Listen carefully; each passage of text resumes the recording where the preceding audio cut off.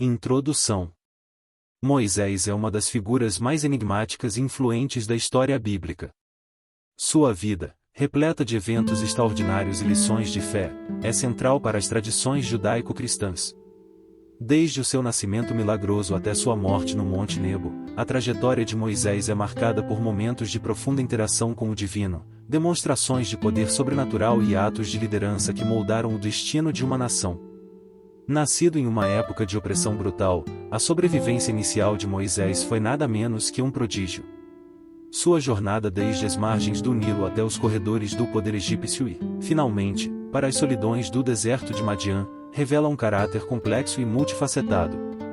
Moisés, o príncipe egípcio e o pastor de ovelhas, tornou-se Moisés, o libertador e legislador de Israel. As 10 curiosidades a seguir oferecem um vislumbre da rica tapeçaria da vida de Moisés, destacando aspectos menos conhecidos de sua história que são tão fascinantes quanto seus feitos mais famosos. Cada ponto ilumina uma faceta diferente de sua personalidade e missão, revelando a profundidade e a relevância duradoura de seu legado. Vamos mergulhar nos detalhes desses episódios notáveis, que continuam a inspirar e a desafiar leitores séculos após terem sido registrados nas páginas sagradas da Bíblia. 1. Encontrado no rio. Quando bebê, Moisés foi colocado em um cesto e deixado no rio Nilo para salvá-lo de um decreto do faraó que ordenava a morte de todos os recém-nascidos hebreus. Moisés nasceu em um período de grande opressão dos hebreus no Egito. O faraó, temendo o crescimento da população hebraica, ordenou que todos os meninos hebreus recém-nascidos fossem mortos. Para salvar a vida de Moisés, sua mãe, Joquebede, tomou uma decisão desesperada e corajosa. Ela preparou um cesto de junco, tornando-o impermeável com betume e piche. Depois, colocou o pequeno Moisés dentro do cesto e o escondeu entre os juncos à margem do rio Nilo.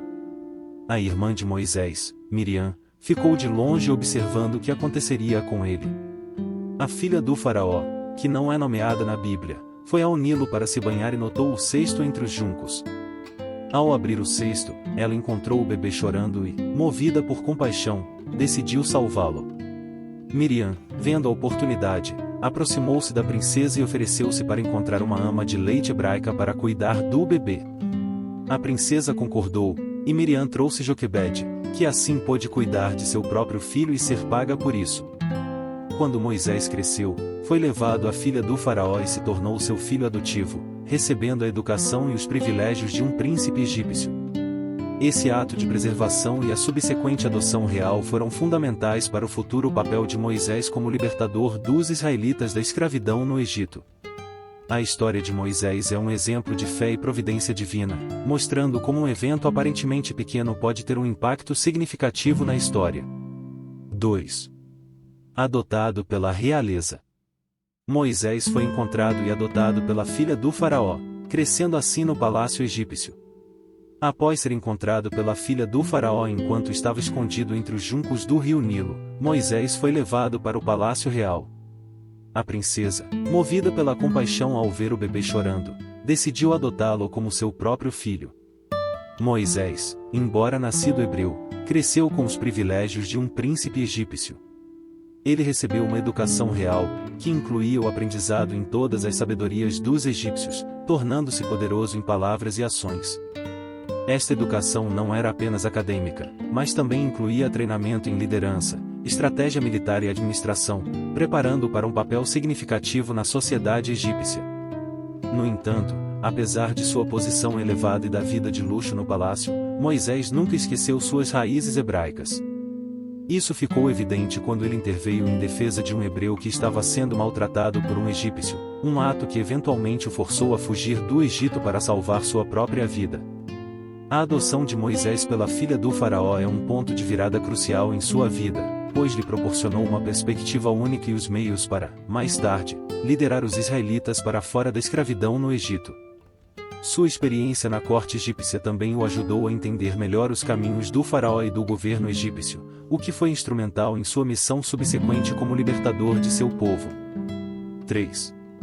Fugitivo.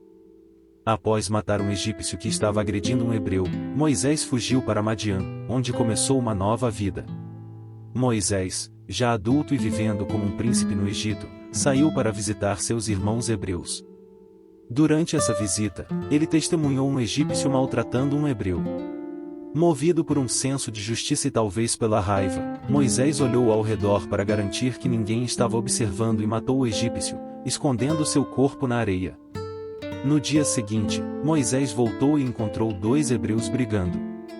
Quando tentou intervir, um deles questionou se Moisés pretendia matá-lo como havia feito com o egípcio. Esse incidente fez Moisés perceber que seu ato não havia passado despercebido e que sua vida estava em perigo.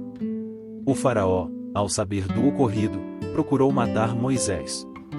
Compreendendo a gravidade da situação, Moisés fugiu do Egito e se dirigiu para a terra de Madiã. Lá, ele encontrou refúgio e assentou-se junto a um poço, onde mais tarde teria um encontro significativo com as filhas de Jetro, o sacerdote de Madiã. Em Madiã, Moisés começou uma nova vida. Ele defendeu as filhas de Jetro dos pastores que as incomodavam e acabou sendo convidado para a casa de Jetro. Moisés concordou em morar com Jetro e casou-se com Zípora, uma de suas filhas. Durante esse período, Moisés trabalhou como pastor de ovelhas, um papel que o prepararia para sua futura liderança sobre o povo de Israel. Essa fase da vida de Moisés em Madiã foi um tempo de preparação e crescimento pessoal, durante o qual ele desenvolveu as habilidades e o caráter necessários para a sua missão divina de libertar os israelitas da escravidão no Egito. 4. Casamento no poço. Moisés conheceu sua esposa, Séfora, ao redor de um poço em Madiã, onde defendeu ela e suas irmãs de pastores agressivos. Após sua fuga do Egito, Moisés chegou à terra de Madiã, uma região situada a leste do Golfo de Acaba. Madiã era habitada por um povo nômade que descendia de Abraão e Quetura.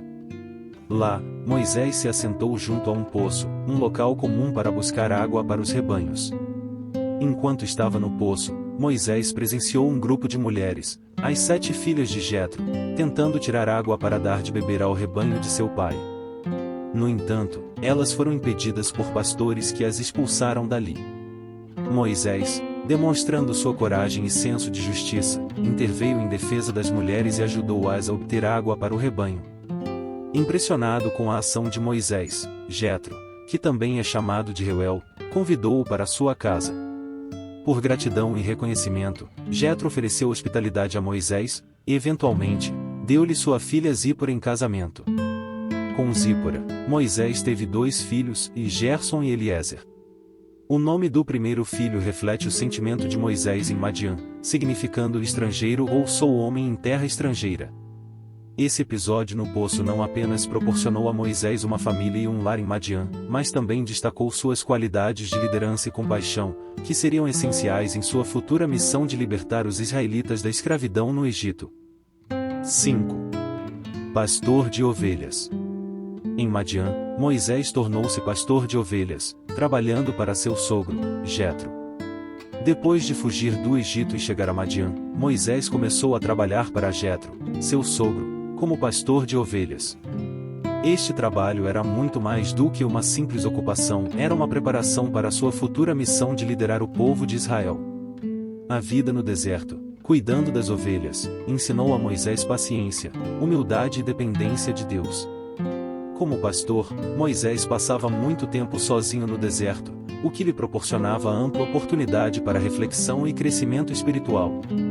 Essa experiência no deserto também o familiarizou com a região, o que seria útil durante os 40 anos em que ele lideraria os israelitas através do mesmo deserto após a saída do Egito. Além disso, o trabalho de pastor exigia de Moisés um senso de responsabilidade e cuidado, qualidades essenciais para alguém que seria encarregado de guiar um povo inteiro. A habilidade de liderar e proteger as ovelhas em terrenos difíceis e sob condições adversas era um treinamento prático para os desafios que ele enfrentaria como líder dos israelitas. Durante esse tempo em Madiã, Moisés também teve um encontro transformador com Deus na sarça ardente, que não se consumia pelo fogo. Foi nesse momento que Deus chamou Moisés para libertar os israelitas da escravidão no Egito e conduzi-los à terra prometida. Portanto, o período em que Moisés foi pastor de ovelhas foi um tempo de preparação essencial, moldando-o para se tornar o grande líder e profeta que é reconhecido na história bíblica. 6. Dificuldades na fala. Moisés era gago, o que o fez hesitar quando Deus o chamou para libertar os israelitas do Egito. Quando Deus apareceu a Moisés na sarça ardente no Monte Horebe e lhe deu a missão de libertar os israelitas, Moisés hesitou, duvidando de sua própria capacidade de falar e liderar. Ele disse a Deus: Ó Senhor, eu nunca fui eloquente, nem no passado, nem desde que falaste ao teu servo. Sou pesado de boca e pesado de língua. Êxodo 4 horas e 10 minutos. Moisés estava preocupado com sua habilidade de se comunicar efetivamente, especialmente diante do faraó e do povo de Israel. A tradição judaico-cristã muitas vezes interpreta essa pesadez de boca como uma referência à gagueira ou a alguma outra dificuldade de fala. Deus respondeu a Moisés, assegurando-lhe que ele estaria com ele e o ajudaria a falar, dizendo: Quem deu boca ao homem? Quem o faz mudo ou surdo, vidente ou cego? Não sou eu, o Senhor. Agora vá, eu o ajudarei a falar e o ensinarei o que dizer. Êxodo 4:11-12. Mesmo assim, Moisés continuou relutante, levando Deus a permitir que seu irmão Arão o acompanhasse e falasse por ele. Arão serviria como porta-voz de Moisés, enquanto Moisés seria como Deus para Arão, dando-lhe as palavras e instruções divinas. Essa interação destaca a humildade de Moisés e sua dependência de Deus para superar suas inseguranças e limitações. Também mostra a paciência e acomodação de Deus às fraquezas humanas, fornecendo apoio e soluções para que sua vontade seja realizada. 7. Comunicação direta com Deus. Moisés falava diretamente com Deus, como no episódio da sarça ardente no Monte Horebe. Moisés é conhecido por ter uma relação única com Deus, que é descrita como sendo face a face, como um homem fala com seu amigo. Êxodo 33:11. Essa expressão indica uma proximidade e intimidade extraordinárias na comunicação entre Moisés e o Criador.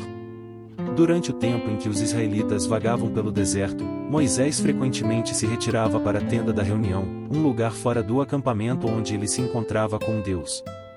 A coluna de nuvem, representando a presença divina, descia e ficava à entrada da tenda enquanto Deus falava com Moisés. Um dos momentos mais marcantes dessa comunicação direta foi quando Moisés pediu a Deus: Rogo-te que me mostres a tua glória. Êxodo 33:18.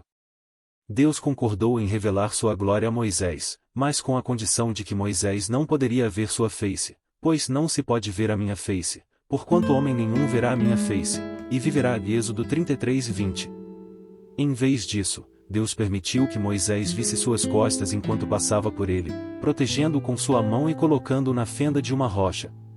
Esses encontros não eram apenas para a orientação pessoal de Moisés, mas também para receber instruções divinas para o povo de Israel. Moisés serviu como mediador entre Deus e os israelitas, transmitindo as leis, os mandamentos e a orientação que recebia diretamente de Deus.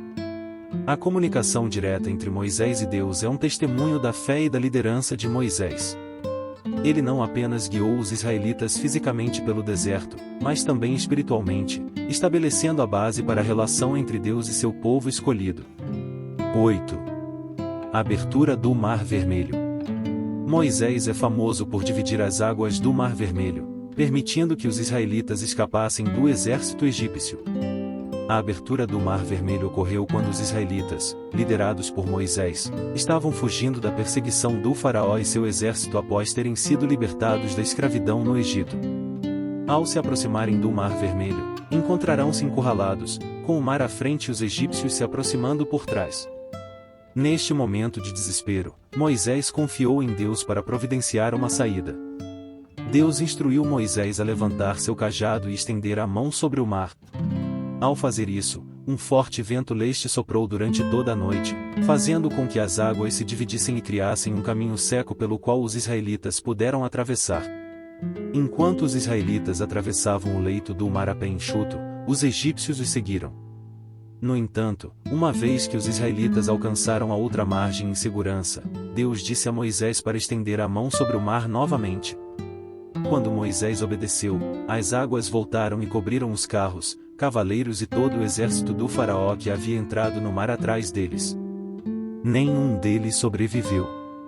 Este evento não é apenas um relato de um milagre impressionante, mas também simboliza a libertação e a salvação de Deus para seu povo. A travessia do Mar Vermelho é celebrada como um ato de poder divino e um testemunho da fidelidade de Deus às suas promessas. A história da abertura do Mar Vermelho é um dos pilares da fé judaico-cristã, servindo como um lembrete de que, mesmo nas situações mais desesperadoras, Deus pode abrir caminhos onde parece não haver saída. 9. Dúvida e desobediência. Em um momento de dúvida, Moisés desobedeceu a Deus ao bater 2 vezes em uma rocha para obter água, em vez de apenas uma, como havia sido instruído. Os israelitas chegaram ao deserto de Zin, onde não havia água para a comunidade beber. O povo, frustrado e desesperado, reclamou contra Moisés e Arão. Em resposta, Moisés e Arão foram à presença do Senhor, que lhes deu instruções específicas. Deus disse a Moisés para reunir o povo diante da rocha e falar à rocha na presença deles para que desse água. No entanto, Moisés, talvez impaciente com a constante murmuração do povo, agiu de maneira diferente. Ele reuniu o povo e, em vez de falar à rocha como Deus havia ordenado, ele a feriu 2 vezes com sua vara. Embora a água tenha jorrado da rocha e o povo tenha bebido, a ação de Moisés foi uma demonstração de desobediência e falta de confiança nas instruções de Deus. Deus repreendeu Moisés e Arão por não terem confiado nele o suficiente para honrá-lo diante dos israelitas.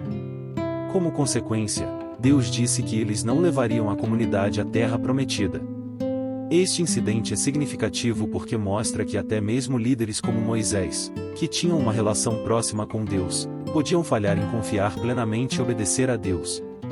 O incidente de Meribá serve como um lembrete solene da importância da obediência e da fé, mesmo para aqueles que são considerados grandes na fé. Moisés e Arão, apesar de suas lideranças e experiências passadas com Deus, enfrentaram consequências sérias por sua desobediência. 10. Leis e liderança. Moisés é creditado com a recepção dos 10 mandamentos e liderança dos israelitas durante seus 40 anos no deserto. Este item fala sobre Moisés recebendo os 10 mandamentos, que são fundamentais para a fé judaico-cristã. Moisés subiu ao Monte Sinai, também conhecido como Horebe, onde Deus lhe revelou os 10 mandamentos. Esses mandamentos são um conjunto de leis que formam a base da aliança entre Deus e o povo de Israel. Eles foram dados após a libertação dos israelitas da escravidão no Egito e são vistos como diretrizes divinas para uma vida justa e moral. Os 10 mandamentos foram escritos em 2 tábuas de pedra pelo próprio dedo de Deus. Eles incluem instruções sobre a adoração a Deus, a santificação do sábado, o respeito aos pais e proibições contra o assassinato, adultério, roubo, falso testemunho e cobiça. Enquanto Moisés estava no monte com Deus, o povo de Israel, impaciente pela sua ausência, construiu um bezerro de ouro para adorar. Ao descer do monte e ver a idolatria do povo, Moisés quebrou as tábuas dos mandamentos em sinal de desaprovação pela infidelidade deles. Deus então instruiu Moisés a cortar 2 novas tábuas de pedra e subir novamente ao monte. Deus reescreveu os mandamentos nessas novas tábuas. Este ato reafirmou a aliança entre Deus e Israel, apesar da transgressão do povo. Os 10 mandamentos são considerados a lei moral fundamental, não apenas para os israelitas, mas também para o cristianismo, e continuam a influenciar a ética e a moralidade até hoje. Eles são um lembrete constante da soberania de Deus e da necessidade de viver de acordo com seus preceitos. Conclusão: a vida de Moisés, como retratada nas Escrituras, é uma narrativa de redenção, liderança e fé. As 10 curiosidades que exploramos lançam luz sobre a jornada extraordinária de um homem escolhido por Deus para desempenhar um papel crucial na história do povo de Israel. Desde o seu nascimento milagroso até os desafios de liderança e os momentos de comunicação íntima com o divino, Moisés emerge como uma figura de imensa complexidade e inspiração. Através desses relatos, vemos Moisés como um ser humano com falhas e forças, alguém que enfrentou dúvidas e desobediência, mas também demonstrou uma fé inabalável e uma dedicação à missão que lhe foi confiada. Seu legado vai além dos milagres e leis, ele é um testemunho do poder transformador da fé e da capacidade de superar adversidades com a ajuda divina. Moisés não é apenas um personagem bíblico, ele é um símbolo de esperança e libertação, cuja vida continua a ressoar com aqueles que buscam orientação e força em tempos de dificuldade. As lições de sua vida são atemporais, servindo como um farol para a humanidade na busca por justiça, liberdade e uma relação mais profunda com o sagrado. Concluímos, portanto, que a história de Moisés é uma fonte rica de sabedoria e ensinamento, um convite para refletir sobre nossa própria jornada e a maneira como respondemos ao chamado para liderar, servir e caminhar em fé.